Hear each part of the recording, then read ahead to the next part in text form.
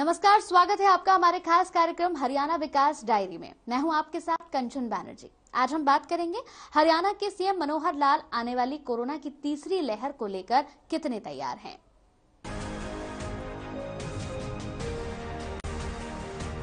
Loading air force के aircraft में 2 tankers की हुई है, उसको मैंने प्रत्यक्ष देखा है।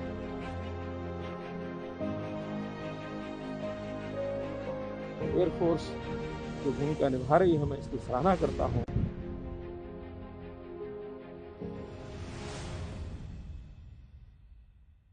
हरियाणा के मुख्यमंत्री मनोहर लाल ने चंडीगढ़ में कोरोना की समीक्षा बैठक की अध्यक्षता की।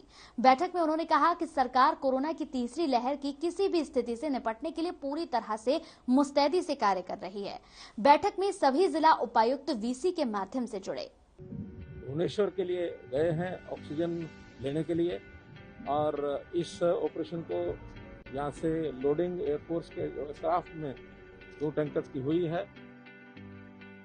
कोरोना को लेकर सीएम मनोहर लाल सख्त। जिस प्रकार की सर्विस दी जा रही है इनके द्वारा, इसको लगातार बनाए रखें, और जहां जहां आवश्यकता है इसको बढ़ाने की आवश्यकता तो उसको बढ़ाएंगे भी सही। सीएम ने दिए जरूरी निर्देश। लोगों की जो कोरोना के समय में जो सहायता की जा रही है ऑक्सीजन लाने के लिए, मैं इसके लिए बहुत बहुत उनका धन्यवाद करता हूं। कोरोना पर लगाम लगाने के लिए हरियाणा सरकार पूरी तरह से तैयार। इसमें एयरफोर्स जो भूमिका निभा रही है, मैं इसकी सराहना करता हूं। सीएम ने की कोरोना पर समीक्षा बैठक।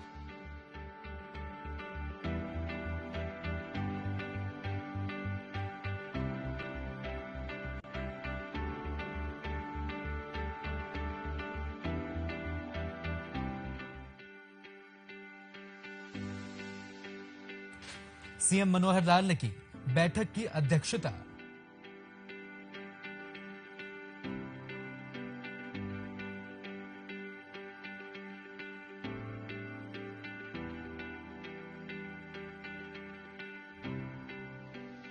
संबंधित अधिकारियों को दिए अहम दिशा निर्देश।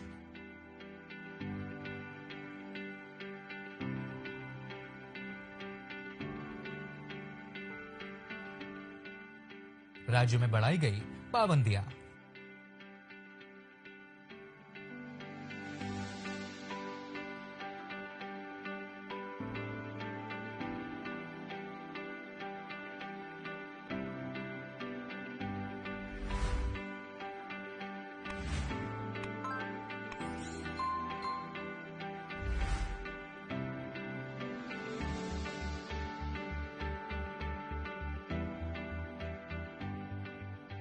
मुख्यमंत्री मनोहर लाल ने कोविड-19 की समीक्षा बैठक की अध्यक्षता करते हुए उपायुक्तों को निर्देश दिए कि वे जिलों में ऑक्सीजन प्लांट, अस्पताल एवं आवश्यक उपकरण एवं अन्य सुविधाओं की समीक्षा करना सुनिश्चित करें।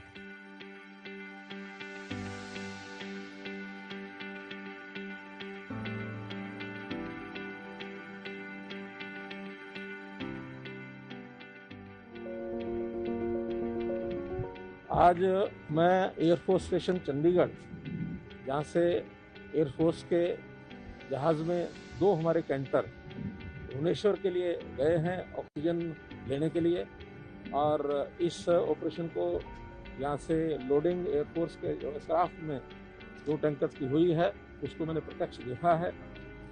बहुत ही जिसको कहना चाहिए एक कठिन काम हमारे एयरफोर्स के जवान कर रहे हैं।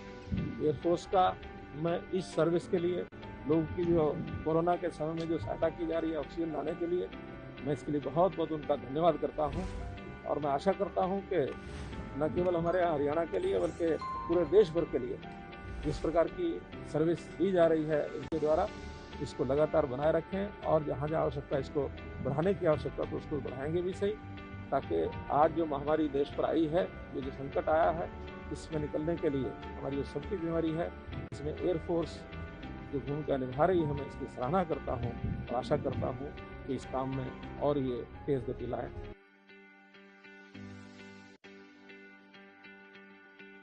मुख्यमंत्री ने कहा कि उपायुक्त अपने जिलों की लोकल लेवल कमेटियों को भी सतर्क रखें। आंगनवाड़ी वर्कर तथा शिक्षा विभाग की भी आवश्यकता पड़ने पर उनकी सेवाएं ली जा सकती हैं।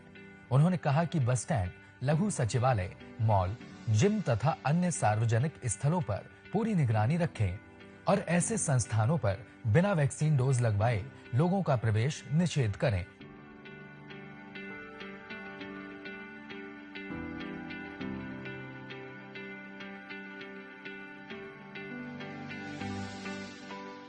मुख्यमंत्री ने कहा कि विदेश यात्रा करके आने वाले यात्रियों पर पूरी निगरानी रखी जाए जब तक यह सुनिश्चित न हो कि उनमें किसी भी तरह के कोविड संबंधी लक्षण नहीं हो।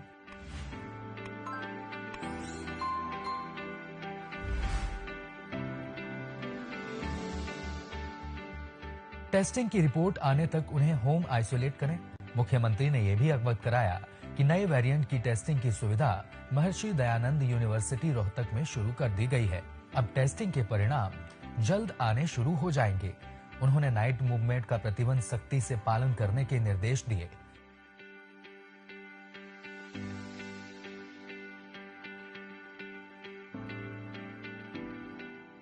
मुख्यमंत्री ने कहा कि व्यक्तिगत स्तर पर कोविड निर्देशों की अवहेलना करने वालों पर 500 रुपए तथा संस्थाओं पर 5,000 रुपए का जुर्माना लगाए जाने का प्रावधान है। मुख्यमंत्री ने कहा कि गुरुग्राम, फरीदाबाद, पंचकुला, सोनीपत और अंबाला में कोरोना के मामले बढ़ रहे हैं, इसलिए इन जिलों को ए ग्रुप में रखा गया है।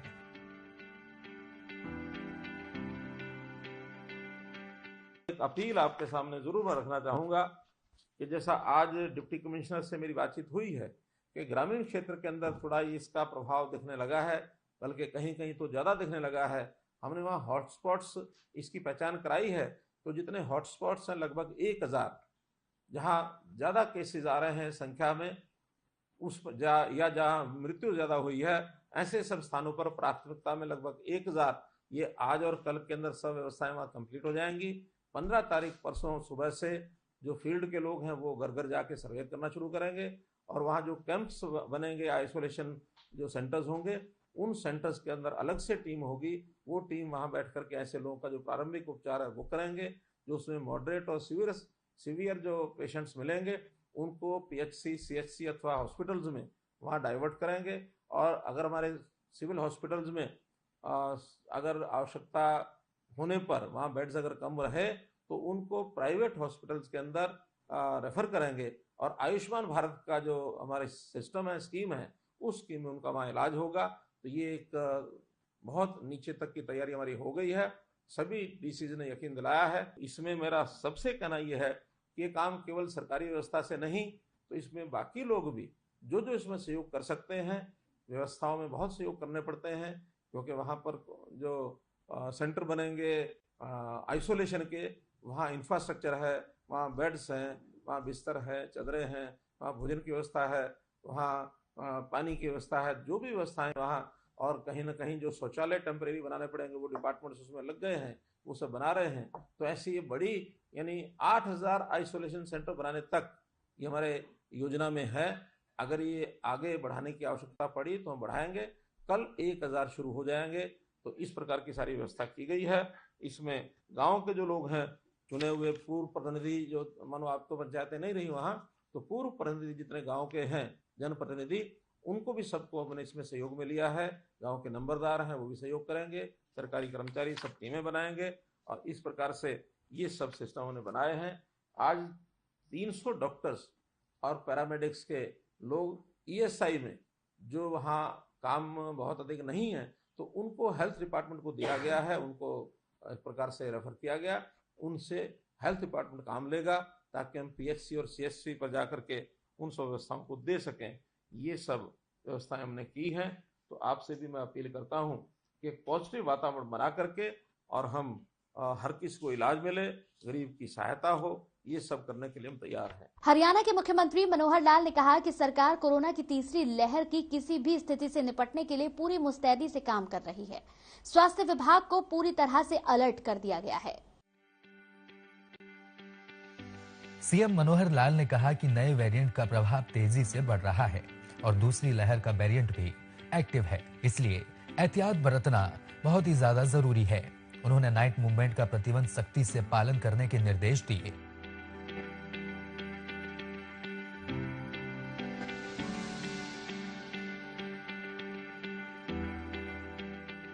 मुख्यमंत्री ने कहा कि व्यक्तिगत स्तर पर कोविड निर्देशों की अवहेलना करने वालों पर 500 रुपए और संस्थाओं पर 5,000 रुपए का जुर्माना किए जाने का प्रावधान है।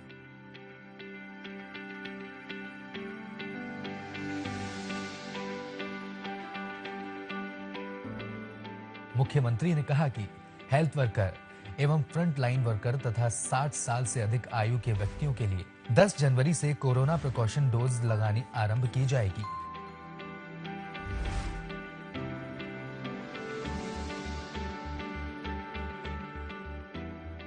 इसके अलावा 15 से 18 साल तक की आयु के बच्चों को भी 3 जनवरी से शुरू कर दी गई है। हिंदुस्तान में विश्व का सबसे बड़ा वैक्सीनेशन अभियान चलाया जा रहा है। अभी तक लगभग 85 करोड़ लोगों को प्रथम डोज और 61 करोड़ लोगों को देश में दूसरी डोज दी जा चुकी है। आज से देश में 15 से 18 साल तक की आयु के बच्चों के लिए वैक्सीनेशन अभियान का शुभारंभ किया गया है। हरियाणा में 15,40,000 इस श्रेणी के बच्चे आए हैं। हरियाणा में हम अभी तक 98% लोगों को प्रथम डोज और लगभग 71% लोगों को दूसरी डोज लगा चुके हैं। आज बच्चों का ये अभियान शुरू किया जा रहा है। हमें उम्मीद है कि 10 दिन में हम इसको पूरा कर लेंगे। हमारे पास सफिशिएंट मात्रा में वैक्सीनेशन का स्टॉक है और हमने केंद्र से और भी जो आवश्यकता है वो हमें मिलने का आश्वासन मिला हुआ है। 10 तारीख से जो हेल्थ स्टाफ है, फ्रंट लाइन वर्कर्स हैं और 60 साल से ऊपर की आयु के लोग हैं, उनका भी वैक्सीनेशन अभियान चलाया जाएगा।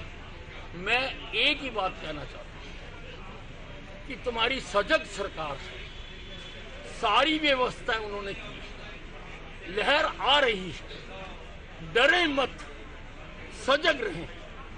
जो सरकार दिशा निर्देश दे रही है उनका सख्ती से पालन करें। मुख्यमंत्री ने कहा कि गुरुग्राम, फरीदाबाद, पंचकुला, सोनीपत व अंबाला में कोरोना के मामले बढ़ रहे हैं, इसलिए इन जिलों को ए ग्रुप में रखा गया है। इन जिलों में अधिक सावधानी बरतने और सतर्क रहने की आवश्यकता है। एक बहुत अच्छा प्रोग्राम बनाया गया है। हालांकि सारे काम पहले से हो रहे हैं, लेकिन इन फ्रेगमेंट्स ये सारा हम कर रहे हैं। हमारे पास बेड्स की कमी नहीं है। लगभग 20,000 बेड्स तो हमारे ऑक्सीजन के बेड्स, चाहे उसमें वेंटिलेटर्स और आईसीयूज पहले से हैं और उसमें आज पर्याप्त खाली भी हैं। और साथ ही जो कोविड सेंटर्स, कोविड के सेंटर्स हैं, उसमें भी अतिरिक्त 30,000 बेड्स ये हमने उपलब्ध करा रखे हैं लोगों को। अभी गांव के अंदर भी आइसोलेशन सेंटर्स में अलग से 30,000 बेड्स की व्यवस्था की गई है। फिर हमने ऑक्सीजन का संकट एक आया था, उसमें से भी पार पा लिया। ऑक्सीजन का संकट, हमने उसकी राशनिंग भी की, लेकिन धीरे धीरे सारे देश में प्रयत्न करने के बाद ऑक्सीजन का हमने बहुत दूर दूर से अपने यहाँ यानी इंपोर्ट करने का भी काम किया। हरियाणा में ऑक्सीजन बनती है, फिर भी जो हरियाणा और उत्तरी भारत के राज्य थे उसमें ऑक्सीजन पूरी नहीं होती थी। हमने उसको जामनगर से मंगवाया, हमने उसको उड़ीसा से मंगवाया, जितने हमारे सेंटर्स हैं, रुड़की है, भिवाड़ी है, ऐसे सब सेंटर्स से ऑक्सीजन ला करके हमारी आवश्यकता तो भले 400 मीट्रिक टन से ज्यादा हो गई थी, लेकिन हमने अपना 300 मीट्रिक टन के अंदर अंदर उसका राशनिंग करके उसका काम चलाया। आज पोजीशन ठीक अच्छी है। बाद में हमको बहुत बड़ी सपोर्ट आप जैसे लोगों से, जो कॉर्पोरेट जगत के जितने लोग हैं, उसमें CSR के माध्यम से हमको बहुत सी चीजें मिली। ऑक्सीजन कंसंट्रेटर हमको मिले, ऑक्सीजन प्रोडक्शन के हमको PSAs मिले हैं, हमको वेंटिलेटर्स हमको मिले हैं, हमको बहुत सी चीजें ऐसी, दवाइयां बहुत मिली हैं। तो ये सारी चीजें हमको बाहर से मिली हैं और उस सबके माध्यम से मैं कह सकता हूं मैंने अपनी आज की पोजीशन को तो कवर किया है, लेकिन आगे भी इसको रोकना है, चेन ब्रेक करनी है। चेन ब्रेक करने के लिए ये जो नया कार्यक्रम आज दिया गया फ्रॉम टॉप टू बॉटम, जिसमें एक प्रकार से ऑनलाइन डॉक्टर्स खास करके स्टूडेंट्स को हमने उपयोग जो किया है, इसमें 200 स्टूडेंट्स लगातार ये ऑनलाइन संपर्क करेंगे, लोगों से जानकारियां लेंगे और फिर उनके ऊपर जो सुपरवाइजर लगेंगे, वो सुपरवाइजर जो डॉक्टर्स हैं उनको गाइडेंस देंगे, उनको कंसल्टेंसी देंगे कि कौन सी दवाई करनी है, उनके टेस्ट कराने हैं, टेस्ट करा करके उनको लेके आना। एम्बुलेंसेज, इसका भी हमने विचार किया, तो एम्बुलेंसेज का भी एक अच्छा स्ट्रक्चर बनाया गया है। हमारे यहाँ एम्बुलेंसेज वैसे बहुत ज्यादा नहीं थी, लेकिन काम चलाने के लिए पर्याप्त थी। फिर भी हमको जो सपोर्ट मिली, कई विभागों ने सपोर्ट किया, यानी रोडवेज ने भी, हरियाणा रोडवेज ने कहा कि हमारे पास जितनी एसी बसेस खड़ी हैं या जितनी हमारी मिनी बसेस है, उनको आप एम्बुलेंसेज बना करके उपयोग करिए। 110 हरियाणा रोडवेज की जो मिनी बसेस है उनको कन्वर्ट किया एम्बुलेंसेज में। 25 हमारी एसी बसेस हैं, एसी बसेस को 6-6 बेड्स लगा करके एक हॉस्पिटल का रूप दिया गया कि और कुछ नहीं तो 150 बेड्स इसमें हम लगाएंगे। ऑक्सीजन का जब संकट आया तो इसमें एक विचार और बना कि हम लोग जहां ऑक्सीजन हमें यानी प्राप्त होती है गैसियस फॉर्म, क्योंकि लिक्विड ऑक्सीजन तो हम ट्रांसपोर्ट करके कहीं भी ले जा सकते हैं, लेकिन गैसियस फॉर्म की जो ऑक्सीजन है दैट कांट बी ट्रांसपोर्टेड। तो इसलिए क्यों नहीं कहते प्यासे के पास कुएं के लो जाओ, इसलिए हम अपने पेशेंट्स को वहां जो गैसियस फॉर्म की ऑक्सीजन है वहीं पर हॉस्पिटल बनाए।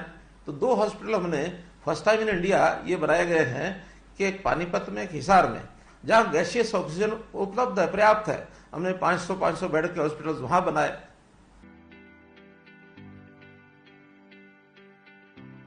उन्होंने उपायुक्तों को प्रतिदिन कोरोना केसों की समीक्षा करने को भी कहा है।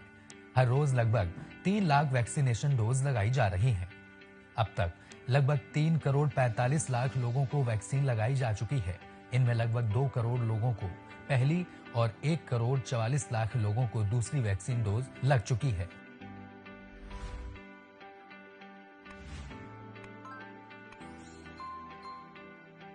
बैठक में मुख्यमंत्री के मुख्य प्रधान सचिव समेत कई अधिकारी मौजूद रहे।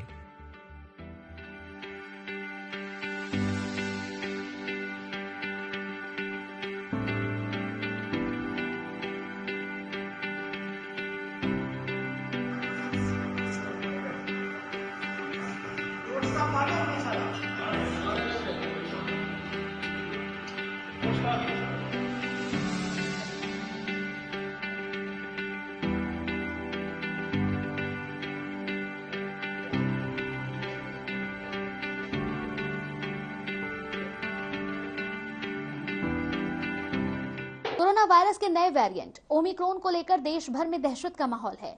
इसी बीच हरियाणा के गृह एवं स्वास्थ्य मंत्री अनिल विज ने बड़ा बयान देते हुए कहा कि कोरोना के नए वेरिएंट लड़ने के लिए स्वास्थ्य विभाग को पूरी तरह से सक्रिय कर दिया गया है और स्वास्थ्य विभाग को कोरोना से लड़ने का अनुभव भी है। इसके साथ ही उन्होंने कहा कि कोरोना की पिछली 2 लहरों में हमारे स्वास्थ्य विभाग के अधिकारियों और कर्मचारियों ने सफलतापूर्वक काम किया था। इसके साथ ही विज ने कहा कि राज्य में यहां पीएसए ऑक्सीजन के लगभग 90 प्लांटों को स्थापित किया गया है।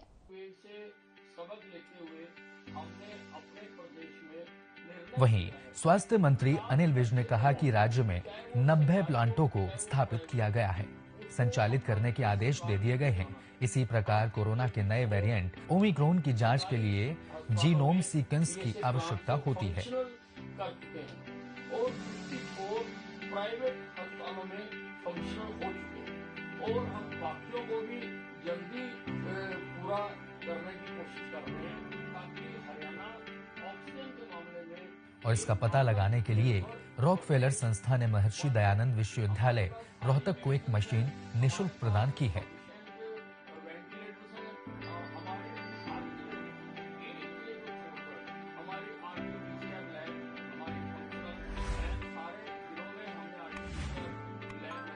जिसको संचालित करवा दिया गया है। उन्होंने कहा कि इस मशीन में मार्फत जीनोम सीक्वेंस का काम होना शुरू हो गया है। वहीं विज ने कहा कि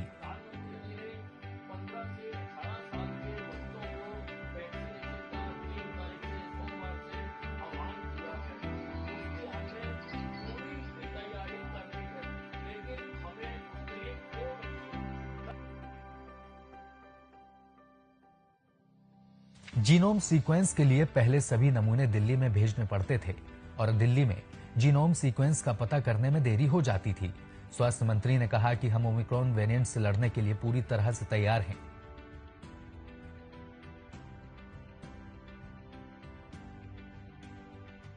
वेव से सबक लेते हुए हमने अपने प्रदेश में निर्णय किया है कि 50 बेड से अबव, चाहे वो सरकारी हो चाहे वो प्राइवेट हो, उसको अपना पीएसए प्लांट लगाना है।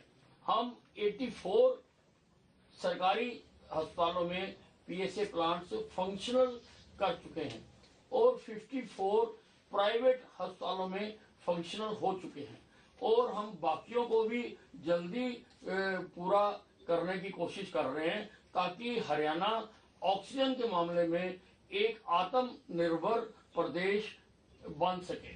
हमारे पास सारी मेडिसिन हैं, हमारे पास सफिशिएंट वेंटिलेटर्स हैं। हमारे हर जिले में, एक जिले को छोड़कर हमारी आरटी-पीसीआर लैब हमारी फंक्शनल है। सारे जिलों में हमने आरटी-पीसीआर लैब लगा दी है। हमारी जीनोम सीक्वेंसिंग की लैब भी फंक्शनल हो गई है। 2 दिन पहले से हमने उसमें सैंपल देना शुरू कर दिया। जो प्रधानमंत्री जी ने 15 से 18 साल के बच्चों को वैक्सीनेशन का 3 तारीख से सोमवार से आह्वान किया है, उसकी हमने पूरी तैयारी कर ली है। लेकिन हमें उसके लिए कोवैक्सीन 10 लाख हमें उसकी आवश्यकता है। कोविशील्ड है हमारे पास, लेकिन क्योंकि 15,40,000 बच्चों को हमने ये 15 साल से 18 साल वालों को लगानी है, तो कोवैक्सीन हमें अति आवश्यक चाहिए। बाकी सारे इंतजाम हमने पूरे कर रखे हैं। फर्स्ट और सेकंड वेव से सबक लेते हुए हमने सारी सर्विसेज को एक्टिवेट कर दिया। इसके अलावा कोरोना संक्रमण से बचाव के लिए उनके द्वारा राज्य के सभी जिला उपायुक्तों, पुलिस आयुक्तों, पुलिस महानिरीक्षकों व पुलिस अधीक्षकों को वायरलेस मैसेज करके आदेश जारी कर दिए गए हैं कि कोरोना के नियमों का सख्ती से पालन करवाया जाए। यदि कोई इन नियमों जैसे मास्क नहीं पहनना, सोशल डिस्टेंसिंग इत्यादि का उल्लंघन करता है तो उसका चालान काट दिया जाए और काटे गए चालान की रिपोर्ट उनको प्रस्तुत की जाए।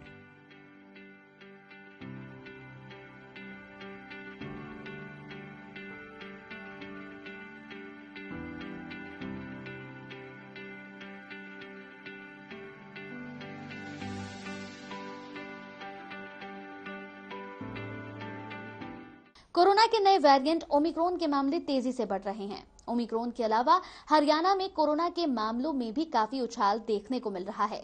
अब कोरोना के बढ़ते मामलों को देखते हुए हरियाणा सरकार ने कई तरह की पाबंदियां लगा दी हैं। हरियाणा सरकार पूरी तरह कोशिश कर रही है कि कोरोना की तीसरी लहर से आराम से निपटा जा सके। इसी के साथ मुझे दीजिए इजाजत। नमस्कार। लोडिंग एयरफोर्स के एयरक्राफ्ट में 2 टैंकर की हुई है, उसको मैंने प्रत्यक्ष देखा है।